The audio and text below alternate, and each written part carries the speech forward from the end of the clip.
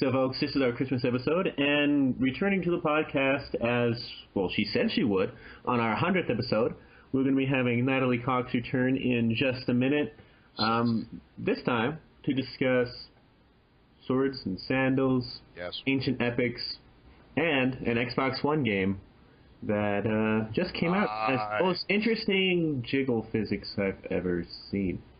Wait, the game or Nathalie Cox? Oh, we'll talk to her about that. So, let's welcome to the program again. For the first time for Ket here, since he never met her last time. I wonder why. Miss Nathalie Cox. Hey there, Natalie. Welcome back to the show. Hi. Thank you very much for having me. How are you? I'm doing pretty good. It's my day off. Oh, very nice. Then you're doing very well. Yep. So this time, rather than having the UK translator with me in the form of Jason, I have my actual co-host in the form of James, who, well, he wasn't here last time. Completely and utterly enthralled. Oh, sorry. I love the British accent. Oh, thank you very much. Oh, quite welcome. But it is a pleasure to meet you finally. It's very nice to meet you too. How are you doing? Not too bad. I have my cigarette. I have my cup of coffee. I think I'm doing all right. That sounds pretty good. I have a cup of tea. Very English. Nothing wrong So with it seems to be going quite well. I have Captain Crunch. Does that count? As long as it's in milk, we're good. Yes, it's Oh in. my god, that's so cute. I'm sorry. That's really cute. Aw, Jerry. It's so sweet. I kind of forget that it's morning time for you. Yeah, it's 9 o'clock in the morning for me. And I work till 11 every day, so. I know. Oh. He's a poor soul. I wish I could save him from it, but alas, I cannot. I like my job. He lives out in like the mountains in the middle of nowhere in America, and I'm over in the mountains in the other part of nowhere in America, down near Tennessee in the south. Wow. Yes, And although I'm stuck in smelly old London, but yeah. Oh yeah, because that's just so horrible being stuck in London. I get my right leg to be stuck in London right now. We could do a home swap or something, because I wouldn't mind going to the mountains one day. That sounds pretty good. And I would not mind hanging out in London for a while. That's the truth. Except, James, that the cost of like your rent for a year would be like a month in London. That's This is probably true. that would be, you know what? But I think it would be worth it. This is very true. Although it's just London's really busy at the moment because it's Christmas and everyone's shopping, and it's just like trying to get around to do appointments for work is just a bit of a nightmare. I kind of want to take people out, you know. Oh no, absolutely. Although you know what, I do have to say that, and I would say this no matter what, I still agree with Jeremy Clarkson. All gee whizzes should be burned. Oh, gee whiz, it I should be hate fun. those cars. They're not even cars. They're like little toys that operate on batteries that like really posh people drive around like some sort of status symbol. It's just infuriating. It could be worse, James. It could be a Peugeot. I'd rather it be a Peugeot. A Peugeot. That's so sweet. A Peugeot, as we call it over here. Well, I only okay, heard it pronounced in the Caribbean, and they pronounce things differently. Well, hey, to be Yeah. fair, Peugeot. at least I pronounce Renault properly. You know, I'm not one of those other schmucks like Renault. Maybe we do need a translator for this. I suddenly feel like I'm going to say the wrong thing. Or my roommates that claim that it's the Thames River. It's the Thames River? You've got to be Thames kidding me. River. It's like, No. don't ever go. That's the funniest thing I've ever River heard. Thames. How Yep. hard is it to remember that? Well, if you're just looking at how it's spelled, it does look like it says Thames. Oh my god, I am so gonna like tell a tourist that just to like mess with them one day. Oh, it'll be great. Yeah, the Thames River. The Thames? Oh, you mean the Thames? Yeah, it's just down there. Oh my god, I'm stealing that.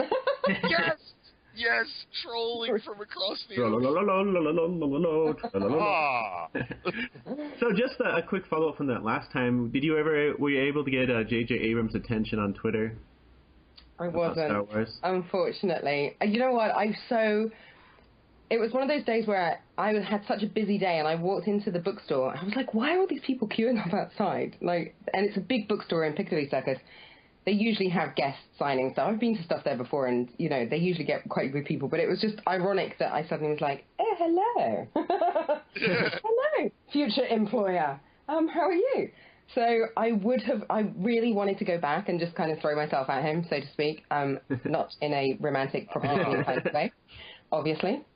One would I hope. really want the job. but I couldn't because I had theatre tickets that night. It was so annoying. But it kind of made sense why there was a lot of people queuing up. I mean, a lot. I thought it was maybe, I don't know, one of the Spice Girls or something like that. Like, why are really? They actually garner that much attention still? Have you seen who Posh Spice is married to? Sorry? I think Posh Spice could definitely get that much. Yeah, maybe Posh Spice would. Okay, if you're married to, like, the most famous footballer ever, then yeah, it'll probably go down that way. Yeah. Or maybe, that was the thing. I thought maybe it was like a footballer because this time of year you get they write all their biographies and stuff because it's Christmas, makes a good Christmas present. I did think it was somebody really big, obviously, and then just kind of went a little bit geeky. Well, yeah, the only difference is, though, if it were like a huge footballer, maybe, but if it was Wayne Rooney, I wouldn't be surprised if half those people were holding pitchforks and torches. That would give it away, definitely. Yeah, definitely. But no, sadly, he hasn't followed me on Twitter, unfortunately. Aww. It would be nice, but no, alas, no. And I have really sort of worked on my agent to try and get me in for Star Wars, but it's one of those things where, everybody wants to get in for it. And so, I don't know. They do have a specific number of people that they can only see, and, the open call thing is going on, and so I think, everybody would want to be in that movie, but... Well, don't forget, there's 2 more episodes plus spin-offs, or one-offs. Exactly. And just more movies. They call it it is an open call, and you have a little bit more name recognition than your average Joe off the street. Well, exactly, and the open calls over here, I don't know what they've had them in the States, right? Yeah, they had like 7,000 people line up in Chicago. Yeah, over here it's been absolutely nuts. They actually closed people from queuing up because the open call would start at, for example, midday, and people would start queuing the night before, and so if you got there at 8 o'clock that morning, so you were still, 4 hours early, you still couldn't queue because they'd actually closed the queue because they had too many people. I mean, it's just, it's crazy. Everybody and their cousin wants to be in that movie. So Star Wars, creating insanity wherever it goes. Exactly. That's the tagline. How did you know? Oh, psychic. I know. I'm kind of hoping... I'm sort of just hoping that they'll do like a spin-off, or they'll just suddenly decide that they need Juno in it, and then they'll just go, now, who do we know who looks like Juno Eclipse and sounds like her? I wonder who. Sherry, exactly. I think we know somebody that could fit that role quite well, don't you? Knowing the end of Force Unleashed 2, maybe a Boba Fett spin-off will involve Juno. That would be cool. This is, I'm just kind of hoping, so we will see. Watch this space. Trust me, if anything happens, I will be twittering it like there's no tomorrow. Yeah, your Twitter will explode. Yeah, literally. The internet will catch fire. But, somewhere in Google, someone put out a fire. Yeah. But the theme of this time we wanted to talk to you to follow up, rather than just talking Star Wars, we wanted to talk more of your swords and sandals. Swords and sandals. I like that title. Because you've been in quite a few swords and sandals epics. The first movie you were in, I think it was the first movie you were in, Kingdom of Heaven, started it, and you were in Clash of the Titans. Yep. Recently you were in Rife. I think it's Rice, or is it Reese? Son of Rome. Rice, Son of Rome. So we'll talk about these a bit. So I guess the first thing I want to ask you about is Kingdom of Heaven was your first major movie role, and it also happens to be a Ridley Scott film. Were you a fan of Ridley Scott before you got into that movie? Oh my God, I was a huge fan, and it was one of those jobs where I really didn't expect to get it. It was an audition through my modelling agency. I didn't even have an acting agent at the time, and so I sort of went along just thinking, I've got nothing to lose, sort of thing. And ended up getting it, and was just so sort of overwhelmed by the whole thing. I didn't know what to expect. It was my first time on a big film set. I was like this complete amateur, basically. I still don't know how I managed to just not burst into flames when I got there or something. But and I sort of turned up, and you have your own trailer, and I was geeking out. It was like the best thing ever. And then somebody said that I had to go and meet Ridley, and so got taken to his trailer, which was about, 20,000 times bigger than mine, but still, that's okay. He's allowed that. He's Ridley Scott. And I was a huge fan, and I sort of had to sit there and very calmly keep telling myself not to just scream, and this is the guy that did Aliens, and this is the guy that did Thelma and Louise, and I just was like trying to repress it. Yeah, I was just basically trying not to geek out in front of him and be all kind of cool, and he was actually the most loveliest guy ever. And because I was really nervous because I hadn't done any sort of big acting stuff before and, really didn't know what to expect. And he was so sweet and so lovely. And I always remember that he said that my modelling agency had sent over a list of all the commercials and stuff that I'd done, because I had done quite a few commercials and things in England. And he said, that he started out doing TV commercials. And he was like, it's easy. It's just the same sort of thing. You've probably had more time in front of the camera than half the people out there. Don't worry about it, and really sort of put me at ease. And I kind of thought, he didn't have to do that. He could have just not even bothered to learn my name, And so I have the utmost respect for him, and I think he's an amazing person. I would love to work with him again. I really would. And it was just a mind-blowing experience. For your first job, your first foray into the kind of acting world, to do something like that, I was very, very blessed. So how much of the film were you actually there to film? Like, how long were you actually there on set? So I was there for about 2 weeks. I was only actually in 2 scenes. I don't know if you've seen it. I've seen it, and the director's cut as well, the longer, better version I've seen too. Okay. So I'm only in 2 scenes, and then there's one scene where I'm alive and one scene where I'm dead. And so when the film actually first came out, I got invited to the premiere with my friend, and we watched the red carpet and everything. And it was so exciting and so wonderful. And then the film opens, and there's me on the screen as a dead body. I'm literally like, oh no, I got cut. And so for the original, cut that they did, I only played the dead body at the beginning. That's my big step into the acting world. But a very convincing dead body it is, too, I have to say. I know. But so we were in Spain. We did the sort of pre-production stuff almost that they were doing before they went off to Morocco to film. And they had made this entire little village that Orlando Bloom characters lives in before he goes off to fight the Crusades. And it was just incredible. You turned up in like the middle of nowhere, really, in Spain, and they had this castle that was one of the original castles from the Moors, and this whole village that they've just built out of nothing. It was just absolutely amazing. Horses going around everywhere and stuff. And it's actually used in the movie such a small amount that it just kind of goes to show how much they actually film of stuff and how much, ends up on the cutting room floor kind of thing. So it's one of it happens to everybody, I think, eventually, but something that they've done will end up being cut. But it was a great experience to kind of, be my first job. I can't really complain. What sort of prep did they give you for this? Like, as with the Crusades, one thing I really like about Kingdom of Heaven, at least I have the director's cut on Blu-ray, they have all the bonus features where they talk about all the history that went into it, all the prep, how they got the armor and characters. What sort of historical background did they give you to prepare for that movie? You kind of got given, I got given, sort of a shortened version of the history of the time that they've set it in, because they were very kind of true to the stories, and I think they wanted to make it as real as they possibly could. But obviously, because my character was in it such a tiny amount, I didn't have to go into the sort of training that they did with the guys. They taught them how to fight on the horses. Guys that hadn't done stunts before were learning how to do them so that they could do it as accurately as possible, They really went all out with it, in terms of getting everything down to historical detail. And I think that's what makes it such a good movie, that it is true to life. And you can tell the attention to detail that they've done. And that's what makes it so great. But yeah, my part was kind of, here you go.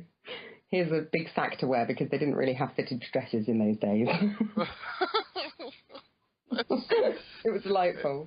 I'm still on this whole part about, like, so there it is, my big scene. I'm a dead body.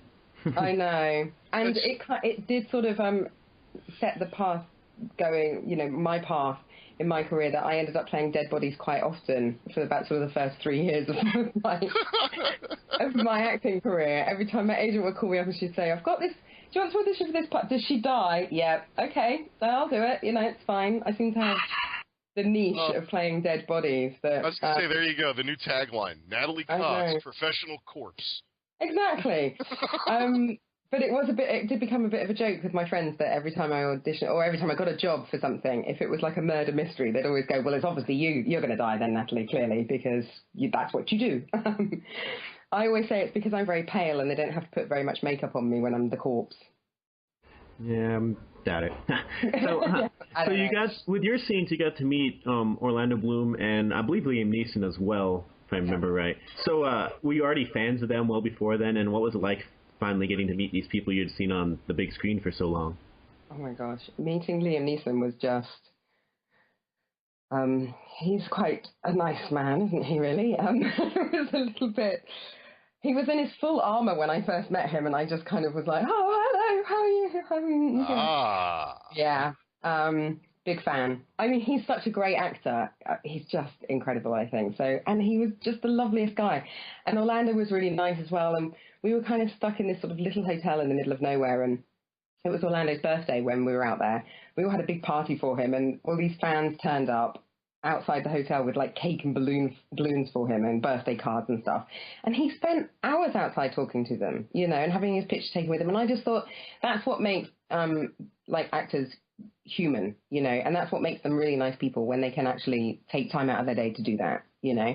And like Liam came over to me on my first day on set and sort of introduced himself and said hi, and you know, and I just thought, God, he's really quite handsome. Sorry. Fangirling. But yeah, it's a weird one because, you know, these people, you see them on the screen, you almost think you know them when you've seen them in so many things, and then you meet them in real life, and then the biggest letdown of all is if they actually turn out to be completely different how you expected them to be. But I can honestly say that Liam Neeson is one of the loveliest person that I've ever met. Did he give you any like acting advice or advice to help you out? He did tell me that the bar in the hotel did a very nice red wine. That was basically his best bit of advice. And you know what? A good bit of advice it was. Great bit of advice, right? Yeah, oh, absolutely. I mean, you meet one of the greatest actors of our time, in my opinion, as well. Yeah. And his advice to you is, the bar does a good red wine. At that point, you kind of got to switch to red wine, I think. Exactly, you know. So, yeah, he's really, really nice guy. And obviously, I worked again with him on Clash, which was amazing as well. So, you know, I'm very fortunate to have worked with him twice. Did he remember you, though, the next time? He did. Really? It was really weird, because I was sort of standing with a few other people, and he came over to say hi, and he sort of did a double take, and he was like, we've worked together before, haven't we, on Kingdom of Heaven? And I was like, yeah. Thinking, oh, dear. Obviously he remembers the time in the bar with the red wine, clearly. I think he's just one of those people, he goes out of his way to make sure that he, you know, he talks, if he talks to you, you know, he's one of those people that can remember you. So, yeah, he's a legend in my mind, basically. So with Clash, you know, that's another film where when you saw the premiere, did you notice that all your scenes were disappeared again? Yeah.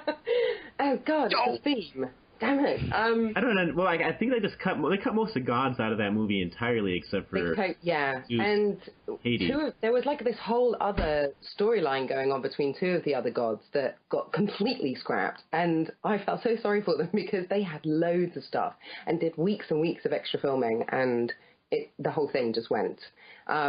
Which, you know, it does happen. You kind of have to prepare yourself that, you know, these things do happen, and you know, most movies, they shoot about 6 hours worth of film, you know, and then they have to cut it down because no one's going to sit there in the cinema for 6 hours. So obviously things get cut. But yeah, it was a bit of a surprise. I didn't know that they were going to cut most of my stuff. But, you know, I'm still in it, sort of. And it was just such a great experience, you know, and we were filming for a couple of weeks again, and the costumes and the set on that were incredible, you know, absolutely amazing. And one of the big scenes that Liam Neeson and Ralph Fiennes did together was set on Olympus. And I just remember being on set and they having to watch this scene, the two of them working together. They had this massive, massive dialogue backwards and forwards. And they must have done numerous takes, because they do it from all sorts of different camera angles and stuff like that. And each time they did it, it was like watching it for the first time. Watching two amazing actors like that do something. It was like an acting masterclass that I just sat there drinking it all in. It was just incredible to be on film set with people like that. I just kind of hope that some of it's rubbing off somewhere. Because I know with Cross the Titans, I remember before that movie came out, I was looking at the cast list. They had people for Hephaestus, they had Hera, they had Luke Evans, I believe, as Apollo. Mm-hmm. They had Danny Houston as Poseidon. They had all these people, and then the movie came out, and I was like, I don't remember anyone besides Zeus and Hades. Yeah. So what exactly? I think it's on the Blu-ray, but I don't own the Blu-ray. What was the deleted story arc with all the gods? Why do they have all these gods in that movie? Because the actual released film only had the one scene where they're having a council. Yeah, I just think they decided that it took away from everything that was going on. The main storyline was the Sam Worthington storyline, basically. And I think that they realized that by the other story was a subplot between Apollo and one of the other goddesses. And there was sort of a love interest there, and they decided that was taken away from the love interest between the main two characters. I don't know. When a movie actually gets put out in the theaters, it's gone through so many changes, and there's so many people that have to say yes, no, and sign off on something that, when we finish filming it, it literally is in the hands of the gods after that as to how it will turn out, because it just goes through so many changes afterwards in the editing room that you never really know what it's going to be like when it comes out, I suppose, unless you're sort of involved, you're one of the big characters and you get involved. I just think they decided that they needed to focus more on what was going on, on Earth as opposed to up in the heavens.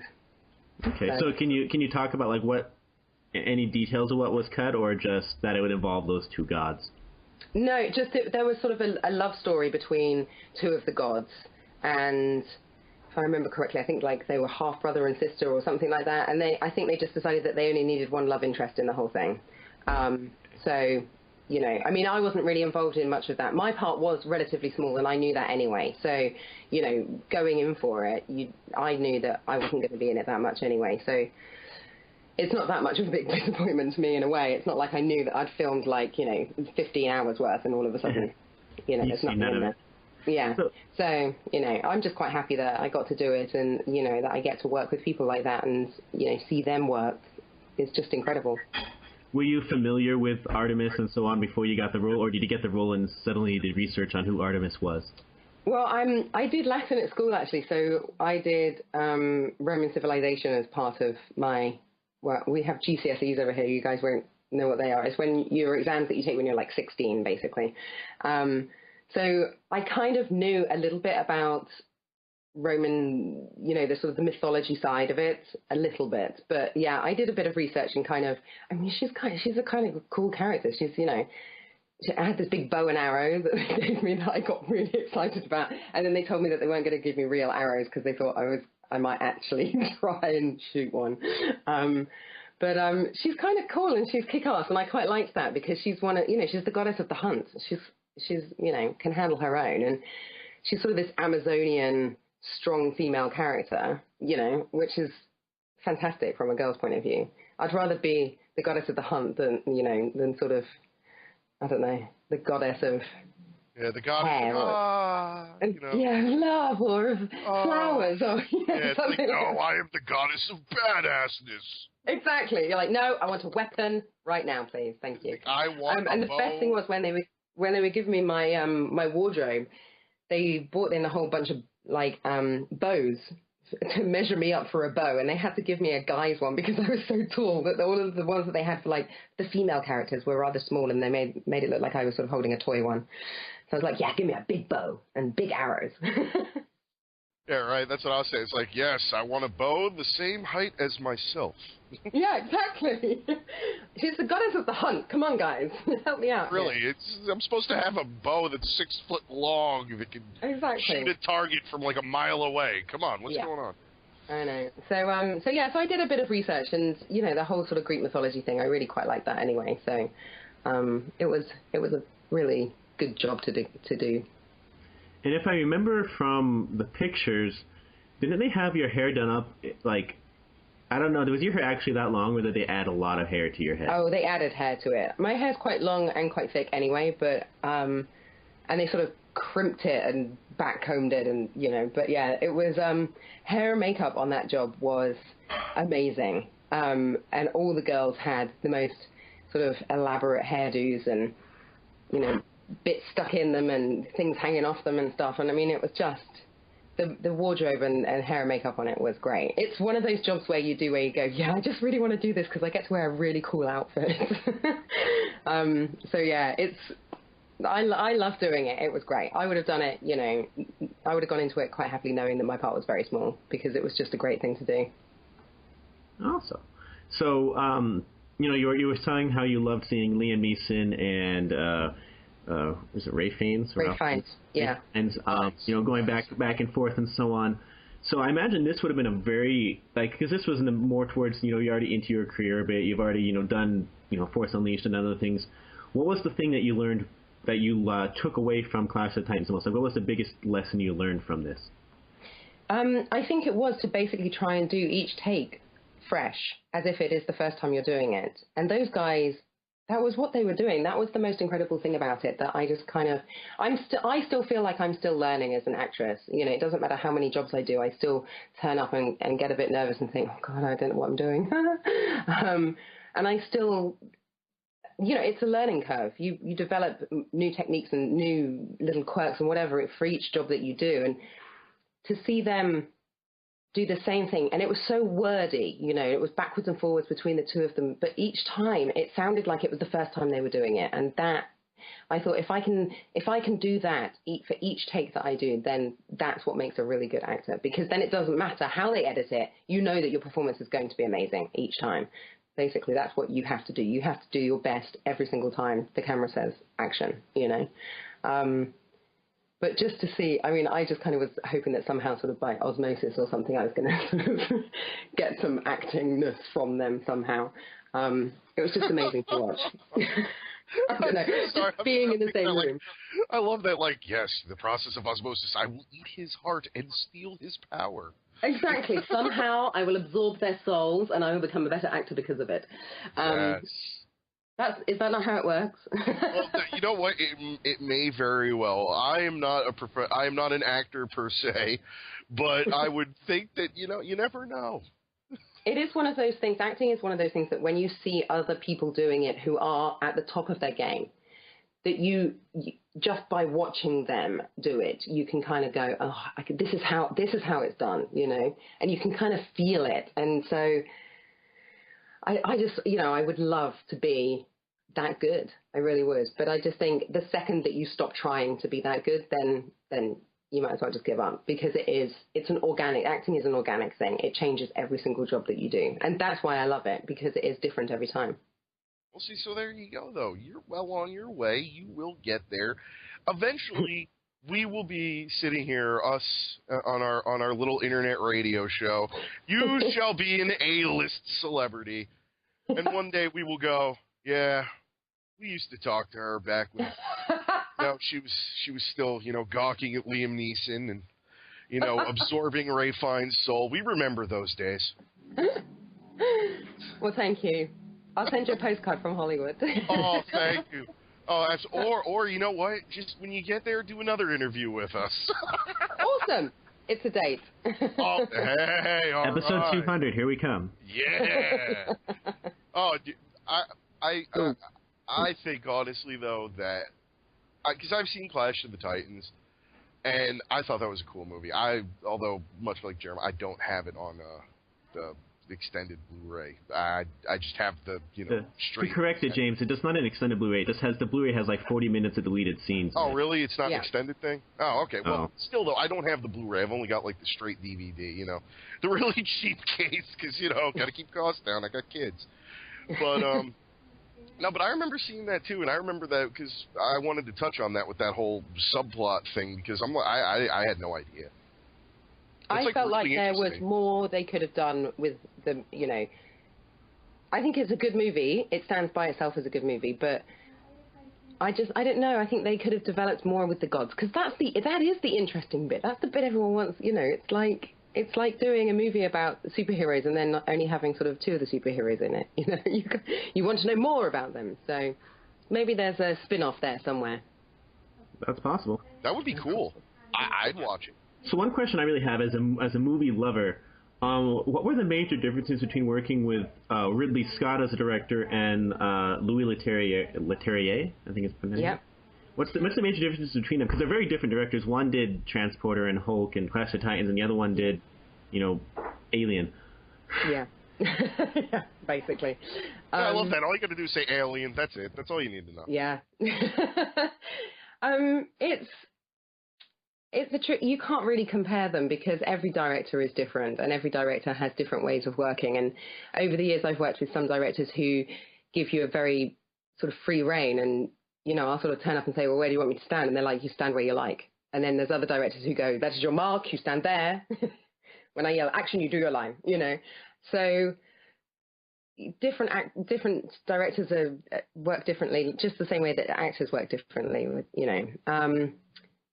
It's different because it was different for me because Kingdom of Heaven was my first movie, and I did feel very young and naive and didn't really know what to expect. And so, I think my eyes were as big as saucers the whole entire time that I was there. And I just thought it was the best thing ever. And that kind of was what made me realize that I wanted to really do acting, And so when Clash came around, obviously I'd done, I'd already worked quite well over the years before that. And so it was different. I felt different. I felt a bit older and wiser doing Clash, I suppose. But it's still exciting. Every time you go on a film set, it's new and it's exciting, and you don't really know what to expect, and you don't know what's going to happen when the camera starts rolling. That's where the magic is, really. So basically, when it comes to the directors, it's almost like an apples and oranges kind of a thing. It really is. I've never worked with any two directors that have been the same. Every single one is different. But that's what makes it so great, and that's what makes it so exciting, because you don't know what's really going to happen that day on set, until you get there. Is there a particular style of director that you prefer, like that you work better with, or is that you take what they give you and you go with it? Well, hopefully I take what they give me and I go with it. I do respond better to directors who are a little bit more direct, if you know what I mean, who sort of say, this is what I want. Or, like if you do a scene again, if they say, that was great, but just do it a bit more intense, or just, I respond quite well to that, rather than people who, I don't know, it's different. It depends what the character is that you're playing and things like that, and it is harder. But I do like my directors kind of be a bit more, my directors, like, because I own them. They're all yours. Yes, they are mine. I collect them.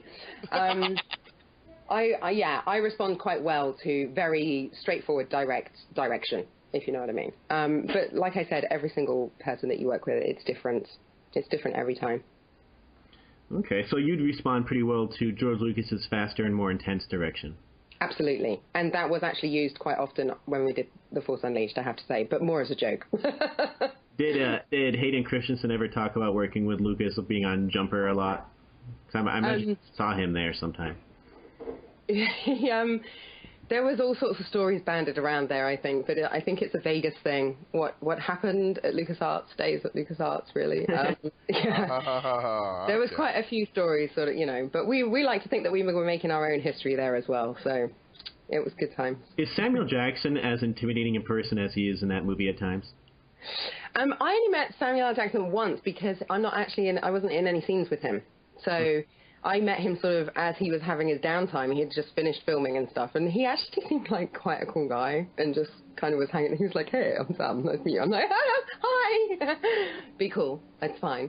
Yeah. So I don't know. Jumper was a good one to do actually as well. That was really fun. But I think that was again because I was in a very small part. It's quite nice having small parts in big movies like that because you don't have the pressure of, I'm the lead in this movie, and if it doesn't do very well, this could be the end of my career. You kind of bounce in, you do your little bit, and then you bounce out again. Quite literally with Jumper, bouncing around. But yeah, it was quite good.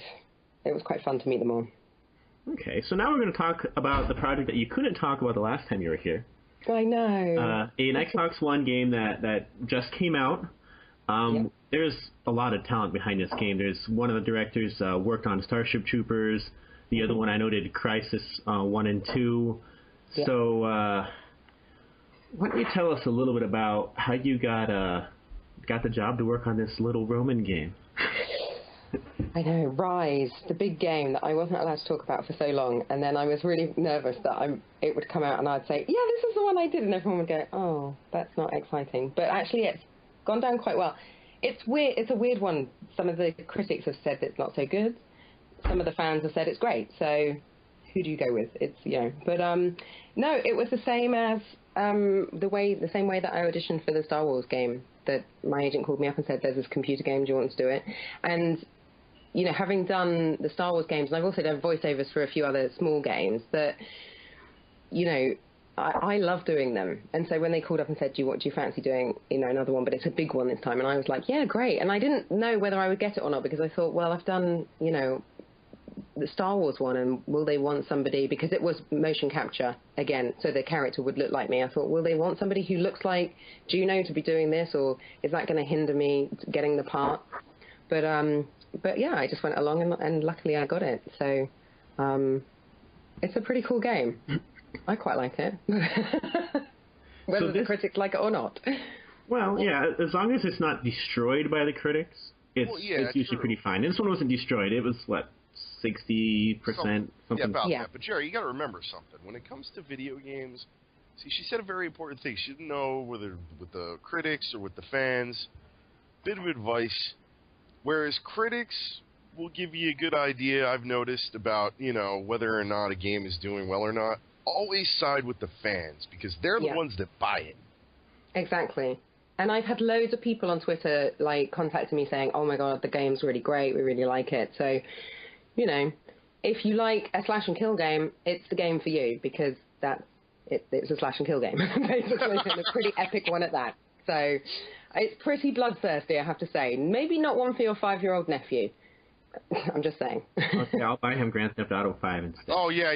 That's so much better, Jerry. Yeah, so, I think them to steal cars and swear a lot. You know what? To tell you the truth, I think I'd rather be into the violent hack and slash. Yeah, exactly. He's only going to get convicted of one crime, not multiple. I think when it comes to this game, the biggest concern people had was it's one of the first games on a brand new system, so you have to deal with how to utilize a new system at the same time of creating something new, and there's not a lot of experience working with that system. But as far as the game goes, I've heard amazing things, and I've seen amazing things, and I've also seen some interesting physics about this game. Oh, here we go. Here we go. I guess we'll get to that question. Since you posted this to the world from, I think it was Kotaku or something like that. A friend of mine. When you first saw that, what did you think? Oh my goodness me. Well, so when the game came out, it is a bit of a weird one, because there are moments in the game where my character actually doesn't look like me. And I've gone, what have they done with the weird motion capture on my face? And all of a sudden, it doesn't look like me. And then there's other parts where it looks exactly like me. And for anybody who's listening who doesn't know, hasn't seen the game or anything, my character, who I play this goddess called Summer, although she's not actually referred to as a name in the game, I don't think. But and she's wearing a rather skimpy dress, shall we say, that consists pretty much of 2 pieces of material that are about an inch wide, running down the front of her breasts. And so there is this one part in the game where she's walking towards the main character, and it's a very serious part of the game where she's basically explaining the motivation behind everything. And somehow they've made her boobs move in a very strange way, basically. Yes, so is that a little subliminal where, they're explaining the motivation behind everything and then that happens? Is that supposed to be some sort of subtext? I basically had to put it on my Facebook page and say, I would just like to say that I didn't provide the motion capture for the boobs at this point, okay? I definitely didn't. They made that bit up because we had it was full motion body capture. So for the whole time that we were filming, we were wearing those really delightful suits that sort of, literally go from your toe all the way to the top of your head, and you had a big head cam on and things. So definitely there was no naked motion capture going on. I would just like to state that for the record. So whoever made the boobs do that, that's all up to them, and that's obviously what happens in their imagination. I don't know. It's very strange. I did say I laughed because the article was called something like Crytek boobs don't work like this, something like that. Yeah, it's one of those lovely little glitches in computer games that occasionally happen, I suppose, that cause amusement for the rest of us. So beyond that, this was your, third foray into Swords and Sandals, the second one to this type of world. Did you feel much more prepared or ready for this time to be in Rome? Definitely. I did. They have slightly twisted the history in Rise, I think. It's called Poetic License. And I read the script. The whole script was amazing. It's when you do a computer game like this, you get given the script, and it's like a film script, and it was incredible to be part of something like that. And then because it was full body motion capture, whereas on Star Wars we only did facial motion capture. So I was just super excited that I got to wear one of the funky suits with the little dots on and run around the studio and kind of jump up and down and stuff. And we filmed it down in Imaginarium, which is Andy Serkis's 3D studio that he's built. So, I mean, it was just incredible. I was geeking out, basically. I fully admit that every day on that job, I turned up with a big smile on my face. Those are the jobs that you want to do, basically, when you get to do the thing that you like to do, which is acting for me, and then you get to do it in a space like that. It was just absolutely amazing. But yeah, it was exciting because it was kind of Roman history again, and I was playing a god again, so it felt like coming home slightly. So since you had already been in Clash of the Titans and Kingdom of Heaven, did anyone look up to you as like the big name on set who had all this experience, had worked with Liam Neeson and so on, or was it less like? Did anyone ask you about working with Liam Neeson and Ray Fiennes? And we did have a table read and sort of got into a heated discussion about Greek mythology, actually. And I think most actors, when they get a job, they do a little bit of research. So it was, I think everybody was kind of chipping in slightly. I never sort of stood up and said, well, I know more about this because I already played Artemis, actually, guys. But Liam Neeson said this. Yeah, Liam Neeson said try that the they red have wine. really good If in doubt, have the red. Yes. So no, it's exciting when you get to do something that is set in an era that you've done before, or set in a time or space or whatever. It's kind of cool because it does feel like you're going home and revisiting something where you've been. It's nice. Have you actually tried playing the game, or did you see the game played?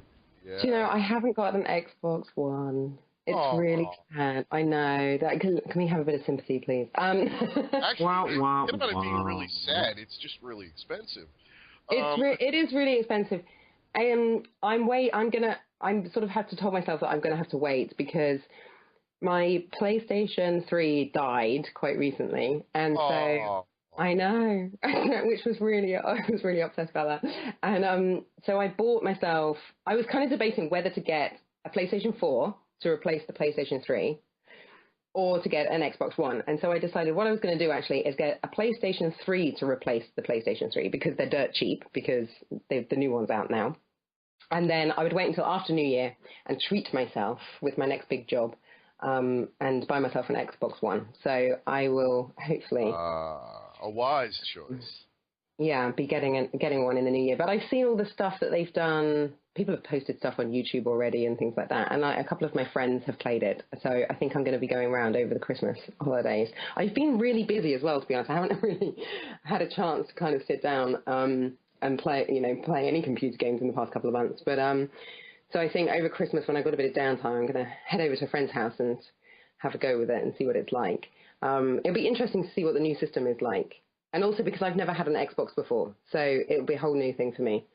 I might have to take some time off work and just sit in my house. Well, with your Xbox One, you also have the voice command sync, so you'd be like, Xbox, turn on, Xbox. I know, which is very exciting. And that's the advantage. They use that in the game as well, so you can command your other soldiers and stuff like that with the voice command, which is going to be really cool. So I'm just going to have to let the neighbours know that there'll be lots of shouting going on. That's the one thing I'd definitely say the Xbox has an advantage of. It basically takes over your whole entertainment system, and so it'll be the one system you need for everything, which for some people is a really, really good thing. Which is pretty cool, although, tell me the truth, there's got to have, at least now, I haven't heard of it yet, but you got to admit, somebody somewhere has probably all went, Xbox, go F yourself. It won't activate. It won't do that, though, because it has set commands. Once you can customize it, then you hear stuff. Once you can customize your voice commands, I imagine it'll get very interesting. Like Xbox, sexy times, and like all of a sudden like mood lighting comes on and like some 70s slow music. I love the way that you went there straight away, whereas I was thinking, Xbox, make me a cup of tea. And then the kettle starts boiling. That would be awesome. That would be cool. But you know what, though? We are an internet radio show, and, we think the way the internet does, and let's face facts. When it comes to new technology, the internet will find ways to link this to, shall we say, the more carnal side of life. There's a reason why jiggle physics ended up on the internet before some reason. See? Exactly. There you go. I shouldn't be surprised at these things, should I? The jiggle physics. But no, I'm wait, you know what would be really great, though? If you get Xbox to the point where you go, Xbox, work, and all of a sudden, like, the coffee maker turns on, the car starts, and the shower turns on at the same time. It'd be amazing. That's what I'm looking for. I'm looking forward to sort of, venturing into the world of Xbox. It's going to be interesting, and I do think that, they have little problems when, like you said, when new technology comes out and new systems come out. And so that's also kind of why I decided to put off buying one, because hopefully then by the time I get mine, they'll have, all the problems and the glitches will have been sorted out, and it can make me a cup of tea. Absolutely. And plus, on a slightly more technical side of it, I will say that from what I've heard from a lot of people, they rather like the Xbox One controller a lot more than the PlayStation 4 one. Really? Yeah, apparently it's a better fit in the hand, and it feels more responsive. Cool. That's just what I've heard. It's going to be exciting, because there's a lot, they do all these exclusive games and stuff, and it is nice to be able to, play games that people are talking about and things like that. And obviously I do want to play the game that I'm actually in, would be quite nice, I have a copy of it, I can only look at it, though, and admire the packaging, because I can't do anything with it. So one day I will sit down and play. If I had an Xbox One, I'd either call it Skynet or John Henry. I don't know which one I want to call it. I was going to name mine HAL 9000. If you know the Sarah Connor Chronicles, you know who John Henry is, but yeah. Skynet, activate. No, I got that, but dude, I want to just call mine Hal. And then have it respond, good morning, James. Yeah, exactly. Yeah. Like Xbox on. I'm sorry, but I can't do that, James. Why not? See how much fun you can have with computer games, kids? And computer consoles, it's amazing. Hours of fun, just naming them. So we're going to begin wrapping up, because we know you got to go soon, and, well, we're almost out of time. So you've been really busy of late with theater, and I know you've done some shorts and so on of late. So what have you been doing of late? Like, what are you doing currently on the theater? And so the big thing that I've been working on recently is a TV series over here in England called Waterloo Road, which I don't expect any sort of people in America really to have maybe heard of it. It's a drama. It's a TV drama. It goes out once a week. And it's based in a school. And I was playing a detective inspector. And it was quite fun because it was kind of quite a serious... I do a lot of comedy stuff, which is great. And I love comedy. And I do a lot of TV comedy stuff over in England. And but this was, it was sort of very serious. And again, it was like a nice kind of quite... strong female character, which is fantastic, and I always like playing those. So I've been up in Scotland filming that, and that's coming out in the new year. They're on their 9th season over here, basically. It's like an ongoing. Oh, okay. So it started. Okay, because I seem to remember the show from a while ago, like 2000. Oh yeah, it's been going for years. So, but it was great, to do some, a regular TV series like that is always quite fun to do, because you kind of dip in and do your little bit, and then go home, and it's nice to see it happening, and you go in and you do a few episodes, and then, you know, you get to go home, and also your mum can watch it because there's no swearing in it, and it's relatively PG. So yeah, it was quite good fun, but I kind of could do with a bit of a break over Christmas. I've been doing quite a few modelling jobs as well and stuff. People are trying to get everything shot before the Christmas break, so I'm looking forward to having at least a week off over the Christmas period, which would be nice.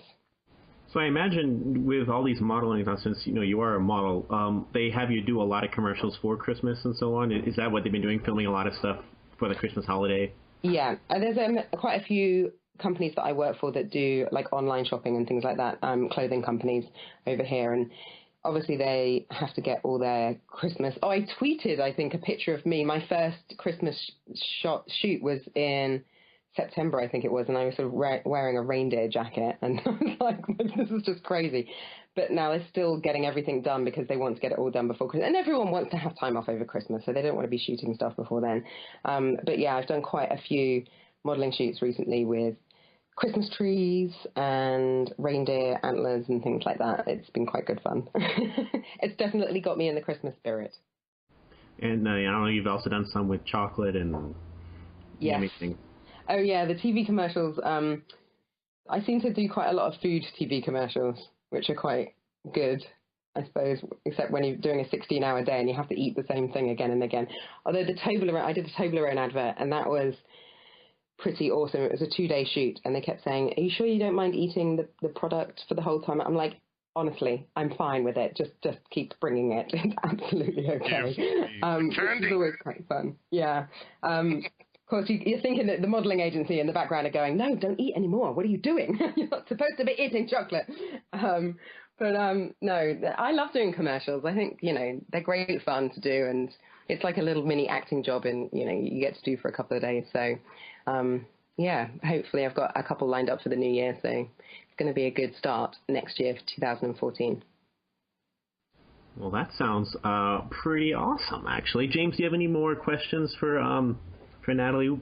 Since you weren't here last time, anything you'd like to ask her? I think we've pretty much been covering everything, man. And I think the one thing that I've taken away from this interview is that when in doubt, do as Liam Neeson says, go for the red. There you go. I think that's just a general life motto for all of us, really. Thanks, Liam. Yes. So, well, we're going to give you one last opportunity to promote anything else you want to promote. You already talked about Waterloo Road. If there's anything else you want to promote, or promote your Twitter and Facebook, so you'll have the soapbox to talk to the listeners. And well, yeah, I mean, Waterloo Road is kind of the big thing that's coming out for me in the next couple of months. But yeah, I'm on Facebook. I'm on Twitter. It's at Nathalie Cox. You'll see my wonderful headshot there. And I'm pretty heavy Twitter user, so I do sort of, respond quite well to people's little comments and stuff. So find me by all means.